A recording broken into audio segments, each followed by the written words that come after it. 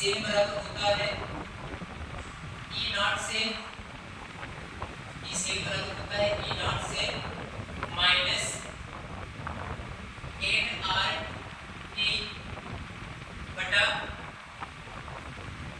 R T बटा N F होता है एल एन ए सी। यहाँ पर पढ़ते हैं ई सेम बराबर ई नॉट से R T upon N F L N A C. जो एल एन होता है ये क्या एक प्रकार का लॉग है, इसे हम लोग लिखते हैं लॉग बेस ई लिखते हैं, ठीक है। लेकिन लॉग बेस ई में हमारा कोई वैल्यू दिया नहीं जाता है, जैसे लॉग 10 का मान हम निकालते हैं, लॉग 1 का मान निकालते हैं, तो हम लोग बेस 10 मान का निकालते हैं, बेस ई पे नहीं निकालते हैं, इसलिए हमको यहाँ बेस ई को बेस 10 लाना पड़ेगा। तो लॉग बेस ई को लॉग बेस 10 में कन्वर्ट करने के लिए हमको 2.303 का आगे मल्टीप्लाई करना पड़ता है।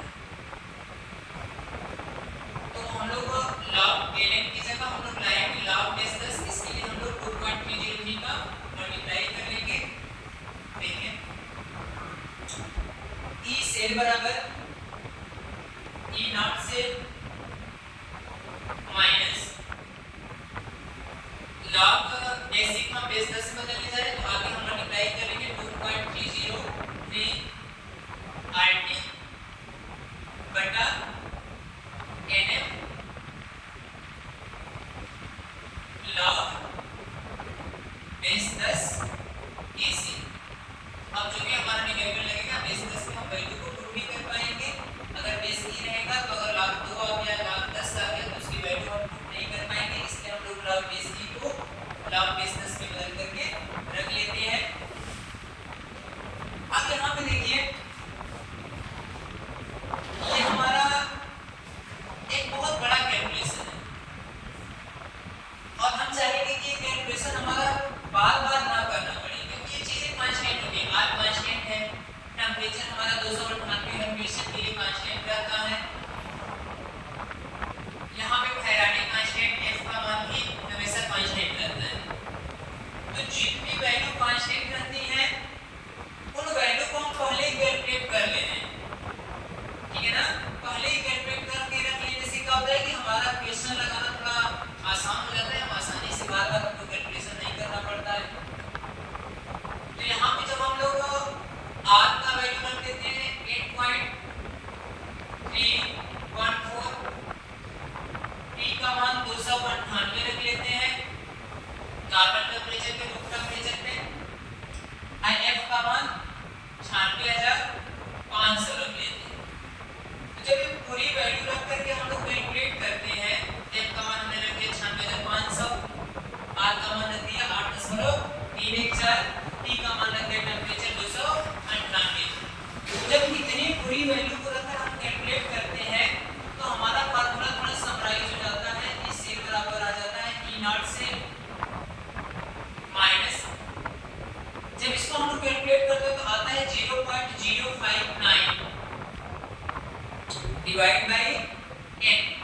n हमारा बचा रहा क्या, जो लेन देन इलेक्ट्रॉनों की संख्या है, दी गई इलेक्ट्रॉनों की संख्या, इसके बाद लॉग Kc, ठीक है। अब यहाँ पे जो Kc है इसे हम लोग बोलते हैं इक्विलिब्रियम कांस्टेंट, जो कि हम लोग 11th के चैप्टर में पढ़ते हैं, साम्य स्थिरांक चैप्टर है, वहां हम लोग पढ़ते हैं। जैसे मान लीजिए कोई रिएक्शन है A+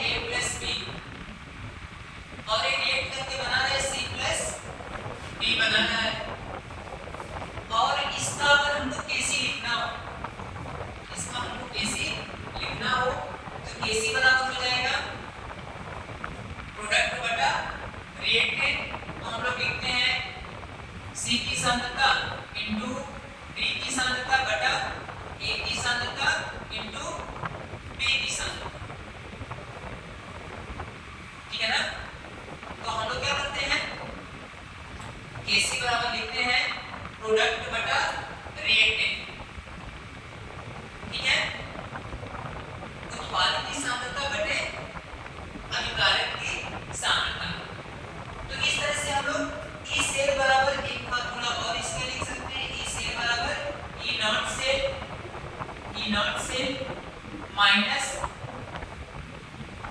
E not cell minus 0.059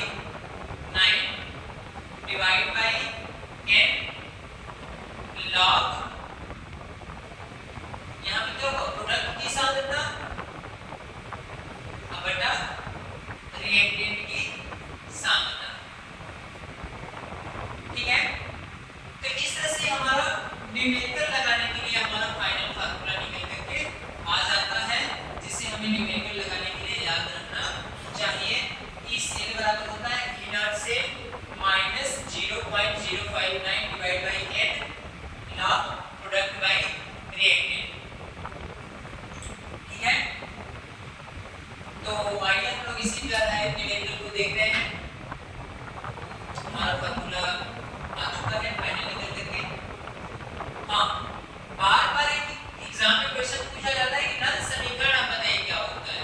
1 number या 2 नंबर में क्वेश्चन पूछा जाता है बोर्ड के एग्जाम में नल समीकरण के लिए। तो आपसे अगर पूछा जाए कि नल समीकरण क्या होता है तो आप इसको आप बताएंगे कि ना ये 100% सही माना जाता है। थोड़ा इसमें कैलकुलेशन वगैरह हम कर लेते हैं, तो इसको ये हमारे कैलकुलेशन के लिए फार्मूला है।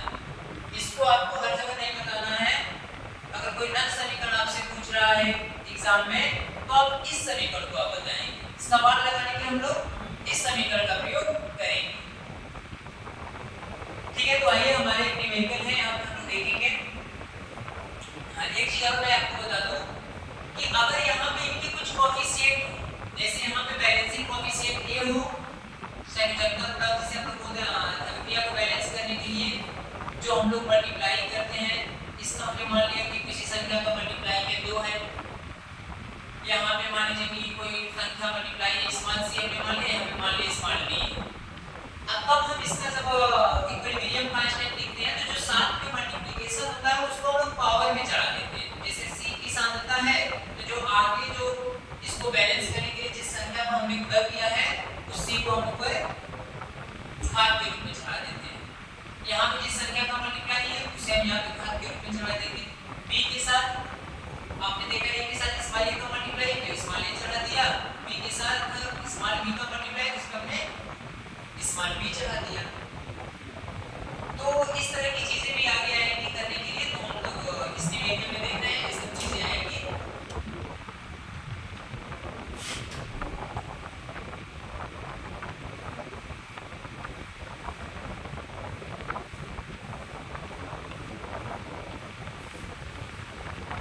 तो आइए हम लोग देखते हैं न्यूमेरिकल को जो हमारे सामने लिखा हुआ है। हमने आपको फार्मूला समराइज करके बता दिया क्वेश्चन सॉल्व करने के लिए। ई सेल बराबर ई नॉट सेल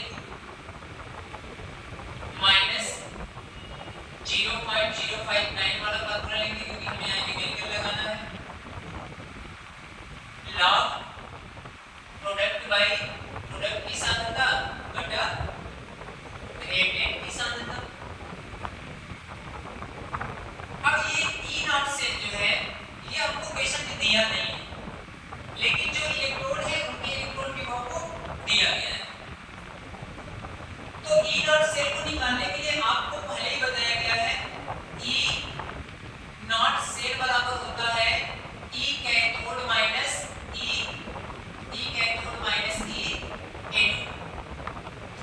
कैथोड का अपचयन विभव हम लेंगे माइनस एनोड का अपचयन विभव, क्योंकि हमारे पास जो दिया गया ये अपचयन विभव ही दिया गया है। जो भी आप यहाँ लेंगे या तो ऑक्सीकरण विभव ले रहे तो दोनों का ऑक्सीकरण विभव लेंगे, अपचयन विभव ले रहे तो दोनों का अपचयन विभव लेकर के कैथोड में से एनोड वाले को घटा देंगे तो जो वैल्यू निकल कर आती है वो ई नॉट सेल की वैल्यू आती है।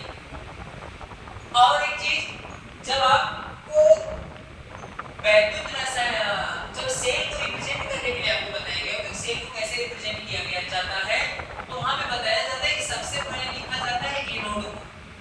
इसको लिखा जाता है सबसे पहले एनोड को लिखा जाता है, इसके बाद बीच में लवण सेतु बनाई जाती है, फिर इसके बाद कैथोड को लिखा जाता है। इसका मतलब जो हमारा निकल वाला रॉड है वो एनोड है और जो सिल्वर वाला है वो कैथोड है। यानी कि जो निकल का यहाँ पे अपचयन विभव दिया गया है किसका अपचयन विभव हो जाएगा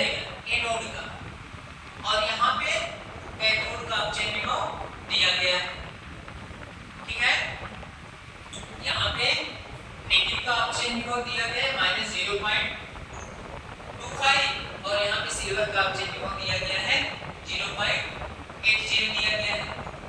और यहाँ पे हम लोग E0 से निकालने के लिए कैथोड का ऑब्जेक्ट विभव माइनस एनोड का ऑब्जेक्ट विभव करते हैं। तो यहाँ पे आप निकाल सकते हैं E0 से बराबर क्या आ जाएगा।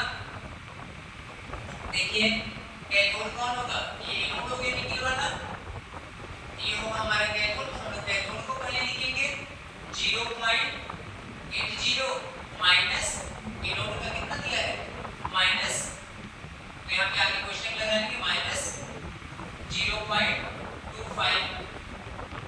अब आप जब ब्रैकेट को ब्रेक करेंगे क्वेश्चन को तोड़ेंगे तो माइनस का अंदर मल्टीप्लाई हो जाएगा, तो हो जाएगा माइनस माइनस प्लस हो जाएगा, तो 0.80 और प्लस 0.25। अब आप दोनों जोड़ी कितना हो जाएगा 5 हो जाएगा, 8 2 10 2 अंक पे इसको लगा देंगे, तो ये E0 से निकल कर आ गया 1.05। अब E सेल वाला तो निकालिए, E0 सेल हमने निकाल लिया, E0 सेल का वैल्यू रख देंगे कितना आया 1.05 वोल्ट आ गया minus 0.059 divide by n log product by react. अब ये चीज देखिए यहाँ पे n का वैल्यू हम लोग कैसे निकालेंगे और ये प्रोडक्ट बाय रिएक्टेंट कैसे लिखेंगे। तो इसके लिए हमें क्या करना पड़ेगा कि हम इस सेल का रिएक्शन बनाना है, इस सेल को हम रिएक्शन के रूप में अभिक्रिया के रूप में रिप्रेजेंट कर लें। तो इस सेल को अभिक्रिया के रूप में रिप्रेजेंट करने के लिए सबसे पहले जो ऑब्लिक के पहले जो चीजें लिखी है ये रिएक्टेंट है, ऑब्लिक के पहले जो चीजें होता है रिएक्टेंट है मतलब अभिकारक है। ऑब्लिक के बाद जो चीजें लिखी गई है वो प्रोडक्ट है, उत्पाद है। ये दोनों हो गए उत्पाद, जहां पे हमने P लिखा है प्रोडक्ट है उत्पाद है, और जहां पे हमने R लिखा है क्या है रिएक्टेंट है। तो जो चीजें ऑब्लिक के पहले लिखी हैं उनको हम लोग लिखेंगे अभिकारक की जगह पे। तो यहाँ पे हो गया निकिल और प्लस Ag प्लस हो जाएगा, Ag प्लस एरोमार। यहाँ पे देखिए ऑब्लिक के बाद जो है क्या उत्पाद है, तो यहाँ पे निकिल प्लस 2 हो जाएगा Ni प्लस 2 अब plus silver Ag। Silver solid है, जिसमें चार्ज रहता है वो एक्वस होता है, तो जिसमें चार्ज है एक्वस लिख दिया, जिसमें कोई चार्ज नहीं है हमने सॉलिड लिख दिया।